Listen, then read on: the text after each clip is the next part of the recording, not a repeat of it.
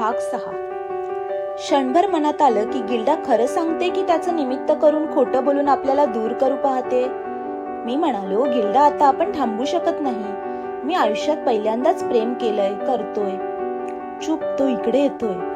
लगेच फोन बंद झाला. मला पुढे बोलताच आलं नाही. पहिलं प्रेम करणारा तरुण असाच बिंडोकपणा करीत असावा अशी मी स्वतःची समजूत करून घेतली. पुढील 4 रात्री मला धड झोप लागली नाही. मी चिडचिड करू लागलो. एखादी वस्तू सापडली नाही तर मी हातातील वस्तू भिंतीवर आपटू लागलो. आपल्या ग्राहकांशी मी खूपच तुसडेपणाने वागत होतो. सगळ्या कामांचा विचका झाला होता. एकही सेट मी विकू शकलो नाही. मी सतत तिचाच विचार करत होतो. एक दिवस धैर्य एकटून मी ब्ल्यू जे केबिनला फोन लावला. तो कोण आहे असा भसाडा आवाज कानावर आदळला. ती मारिया होती, एक मेक्सिकन लठ्ठबाई, डेलेनीच्या घरचं वरकाम करणारी बाई. मी रिसिव्हर ठेवून दिला, म्हणजे आपटलाच. एकदा गिल्डानं फोन घेतला, पण मी बोलतोय असं समजताच तिनं ठेवून दिला. यामुळे मी डिवचला गेलो. माझ्या मूर्खपणाचा दुसरा अंक सुरू झाला. मी मध्यरात्री ब्ल्यू जे केबिनच्या फाटकावरून आत उडी मारली आणि झाडांच्या आडोशानं एखाद्या सराईत चोराप्रमाणे वाकून चालत गिल्डाच्या बेडरूमकडे सरकलो. खिडकीतल्या काचेतून गिल्डाची झलक जरी दिसली तरी मला आनंद झाला असता, पण खिडकीच्या ब्लाइंड्स ग्लास खाली ओढलेल्या होत्या. मी 3 रात्री हाच मूर्खपणा करीत राहिलो. ना भूक ना झोप. आपण शहाणे आहोत की मूर्ख हेच मला कळेना. शेवटी शहाणपणा सुचला. मी कपाटातून दारूची बाटली काढली. तसा मी एरवी कधी पित नाही, पण सतत पित राहणे मला आवडतही नाही. परंतु डोकं शांत ठेवायला मी 2 हेवी पेग पोटात रिचवले.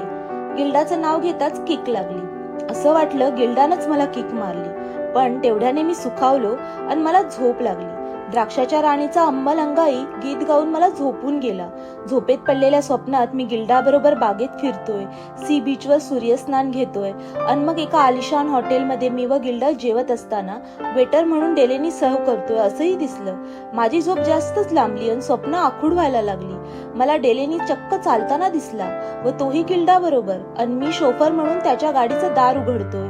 दोघेही आत बसून प्रेमाने बोलताय व गाडी हाकताना साइड मिरर मधून त्यांना प्रेमाचे चाळे करताना पाहतोय. असं दिसताच मी ब्रेक दाबून गाडी थांबवली आणि बाहेर पडून कारच्या दारावर लाथ मारतोय असं पाहून मीच खाली पडल्याचं पाहिलं. मला जाग आली तेव्हा मीच जमिनीवर पडलो होतो. पलंगावरून पडल्याचं लक्षात येताच मला माझ्या वेडेपणाचं हसू आलं आणि मी माणसात आलो. इतका वेडेपणा पागलपणाची सीमा गाठू शकतो? मी निग्रही राहण्याचं ठरवलं. मी या प्रयत्नात किती खरा उतरतो याबद्दल मलाच शंका होती. रात्रीचे 9 वाजले होते. आकाशात चंद्र नव्हता, पण पाऊस पडण्याची चिन्ह बाहेर दिसत होती. मी वरांड्यात बसलो होतो, सिगारेट पीत आणि गिल्डाचा विचार करीत. मी अंधारातच बसलो होतो. मनात निराशेचा अंधार होता आणि बाहेर दिवा न लावल्यामुळे अंधार होता. सिगारेटचा झुरका घेताना त्याचं जळतं लाल टोक तेवढं प्रकाशात होतं. याच वेळी फोन खणखणला. मी बैठकीत जाऊन रिसिव्हर उचलला, कानाला लावला. कोण, रिगन आहेस का? हा आवाज डेलेनीचा होता. हे मी ओळखलं. अनेक अनामिक भीतीमुळे माझं हृदय धडधडू लागलं. घशाला कोरड पडली. मी सामान्य होत म्हणालो, होय मी रिगनच बोलतोय. अरे माझा सेट बंद पडलाय. मला वाटतं ट्यूब खराब झाली असावी. शक्य आहे. मी येऊ म्हणता चेकअपसाठी? होय, मी फोन यासाठीच केला आहे. केव्हा येऊ मी? उद्या दिवसा ये, मी वाट पाहीन. डेलेनीचं बोलवणं ही मला मिळालेली एक सुवर्ण संधी होती. गेल्या काही दिवसांपासून नरकातून बाहेर पडायला हा योग धावून आला. डेलेनीकडे गेल्यावर ती आपल्याला दिसेल या विचाराने मी बहरून उठलो. दुसरा दिवस शुक्रवार होता. शक्य आहे गिल्डा बाजार करायला ग्लीन कॅम्पमध्ये गेलेली असणार. हा विचार करून मी म्हणालो, उद्या मी खूप बिझी आहे, त्यामुळे मी आत्ताच आलो तर चालेल, जर तुमची हरकत नसेल तर. हरकत कसली? मला बरंच होईल. वाट पाहत राहण्यात मला कंटाळा आहे. Do come Reagan. त्याने रिसिव्हर ठेवला. पडत्या फळाची आज्ञा. मी वेगात निघालो आणि 10 मिनिटातच ब्ल्यू जे केबिनला पोहोचलो. बैठकीत उजेड होता. मी ट्रक मधून आपल्या सामानाची किट घेऊन खाली उतरलो आणि वरांड्यामध्ये चालू लागलो. ती पुन्हा दिसावी असं सारखं मनात येत होतं. पण बैठकीत पोहोचलो तेव्हा डेलेनी वर्तमानपत्र वाचत बसला होता. तो एकटाच होता. तो समोर असताना इकडे तिकडे चौकस नजर फिरवणं अवघडण डोक्याचं होतं. गिल्डा मला मुद्दाम तर टाळत नाही ना या विचारानं माझं मन विषण्ण झालं. माझ्या मनाला धक्काच बसला. मन निराशेने भरून गेलं. डेलेनीनं टीव्हीकडे उंगली निर्देश केला. मला वाटतं ट्यूब जळाली असावी. डेलेनी म्हणाला, बघ काय डिफेक्ट आहे तो. मी टीव्हीची तपासणी करत असताना डेलेनी त्याची नजर माझ्यावरच खेळली होती. अचानक म्हणाला, जर माझ्या बायकोनं तुला अचानक लिफ्ट दिली तर तू तिच्या कारमध्ये चुकूनही बसू नकोस. तिचं कार चालवणं अतिशय धोकादायक असतं. हा मूर्खपणा मी एकदा केला आणि त्याचा परिणाम दोन्ही पायांना अधू होऊन भोगतोय आजवर. या खुर्चीला भार होऊन मी तुला सावध करतो, हे लक्षात ठेव. मी फक्त हो म्हणालो. बरीच शोधाशोध केल्यावर मला एक वॉल जळलेला दिसला. मी डेलेनीला वॉल जळल्याचं सांगितलं आणि दुसरा घेऊन येतो असं सांगून आपल्या ट्रककडे गेलो.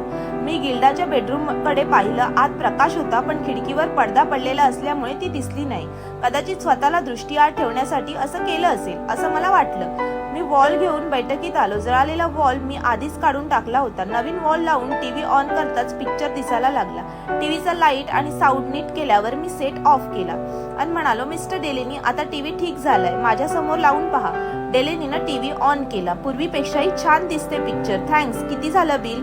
त्याने विचारलं. $3 फक्त. डेलेनी आपल्या आवाज वाढवून एखाद्या कुत्र्याला बोलावं त्याप्रमाणे ओरडला. गिल्डा, इकडे या लवकर. गिल्डाची वाट पाहत असतानाच माझी नजर समोरच्या छोट्या टेबलकडे गेली. एक अर्धी रिकामी विस्कीची बाटली आणि एक ग्लास मला दिसला. डेलेनी भरपूर प्यालेला होता, म्हणूनच सनकी झाला होता. बायकोला अशा आवाजात बोलवायचं म्हणजे काय? Silly fellow. एवढ्यात दार उघडून गिल्डा आली. तिचा चेहरा निस्तेज दिसत होता. तिनं रिकाम्या भावहीन डोळ्यांनी मला पाहिलं आणि किंचित हनुवटी खाली करून विश केलं. मला $3 दे. तिच्याकडे बोट टाळून तो खवट आवाजात खेकसला.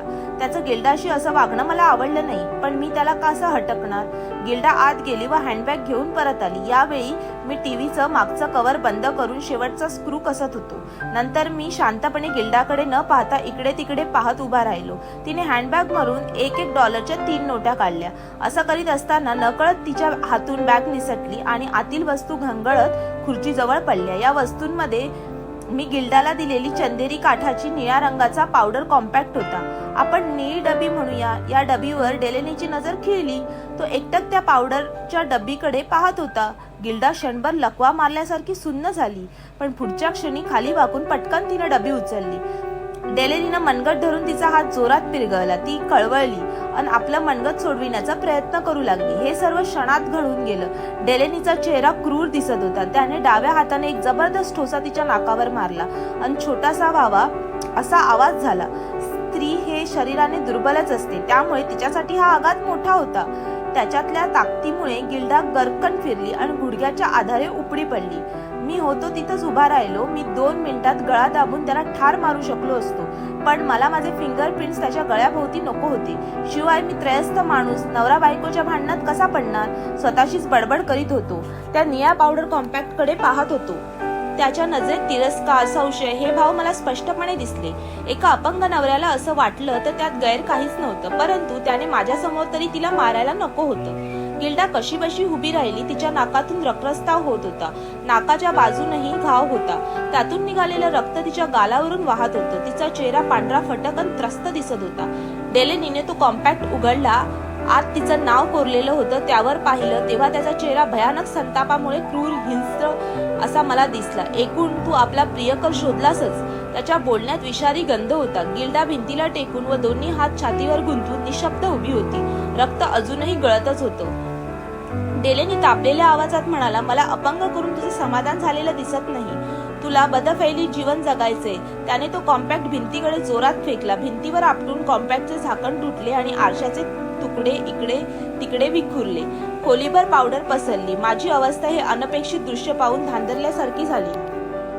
गिल्डा एकही शब्दही न बोलता धावत बैठकीबाहेर पडून आत निघून गेली. एकाएकी डेलेनीला माझ्या उपस्थितीची जाणीव झाली. तो माझ्यावर ओरडला, तू ताबडतोब निघून जा आणि इथं जे घडलं त्यातलं बाहेर काही सांगितलं तर तुला कोर्टात खेचीन. खबरदार. असं काहीही होणार नाही. माझ्यावर विश्वास ठेवा. मी तुमची आगतिकता, वेदना जाणतो. मी निघतो ताबडतोब. डेलेनी चुटकी वाजवत म्हणाला. मी सामानाची कीट उचलली आणि ट्रककडे गेलो. मी ट्रक सुरू करून गेटपर्यंत पोहोचलो. ट्रक थांबवून गेट उघडण्यासाठी मी खाली उतरलो. गेट उघडलं आणि त्या क्षणी अंधारात उभी असलेली गिल्डा धावत हेडलाईटच्या प्रकाशात आली. ती भेटेल ही आशा मी सोडून दिली होती, पण आता अशी अचानक प्रकट झाल्यावर मी आश्चर्यचकित झालो. ती अतिशय निस्तेज दिसत होती. नाकावर घावाची जागा लाल काळी झाली होती. गालावरचं रक्त गोठलं होतं, पण डोळ्यात वेगळीच चमक होती. मी तिच्याकडे जाऊ लागलो. मला स्पर्श करू नकोस टेरी. तिच्या स्वरात वेडसरपणाची छटा होती, त्यामुळे मी जागीच खिळून उभा राहिलो. मी तिला धीर देत म्हणालो, गिल्डा, एवढा असा तमाशा जर रोज रोज किंवा अधूनमधून होत असेल तर त्याच्याबरोबर राहण्यात काही अर्थ नाही. मी म्हणालो, तू माझ्याबरोबर चल, मी तुला सुखात ठेवीन. आणि दुसरं असं की टॉर्चरच्या कारणास्तव त्याला तुला डायव्होर्स द्यावाच लागेल. नाही, माझ्यापासून दूर राहा. मी एक महामूर्खपणा केला तुझ्यावर प्रेम करण्याचा. आता मी भोगते त्याचीच फळं. आता माझ्या जीवाला धोका आहे. तू उगाच बडबड करू नकोस. त्याच्याबरोबर तुझं राहणं धोक्याचं आहे. तुला माझ्याबरोबर यावंच लागेल गिल्डा. वेडेपणा करू नकोस. ती मुकाट उभी होती. मी तिचा दंड धरून तिला ट्रककडे ओढलं, पण एक धक्का देऊन ती मोकळी झाली आणि म्हणाली, टेरी, मी आता गुडघे टेकून तुला विनंती करू का की मला सोडू दे माझ्या नशिबावर? अरे, मी त्याला सांगेन की तो कॉम्पॅक्ट मीच विकत घेतला म्हणून. मुख्य म्हणजे मी त्याला सोडून राहू शकत नाही, तो मरेपर्यंत. हो ना? मी तात्काळ म्हणालो. तू असंच काही म्हणाली होतीस, मला आठवतं.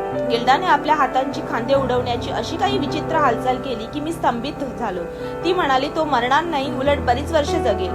टेरी, तू इथून जा, नाहीतर मी जितकं तुझ्यावर प्रेम करते तितकाच तिरस्कार करेन, समजलं? एवढं बोलून ती अंधारात पळत गेली. अंधारात ती अंतर्धान पावली. मी तिच्या मागे जाण्याचा प्रयत्न केला नाही, कारण असं निरर्थक होतं. तिच्या भूमिकेतून विचार केला तेव्हा मलाही वाटलं की डेलेनीच्या मृत्यूनंतर जर तिला वारसदार म्हणून मोठी संपत्ती मिळणार असेल तर तिने त्याच्या सोबत अत्याचार सहन करत राहणंच योग्य आहे.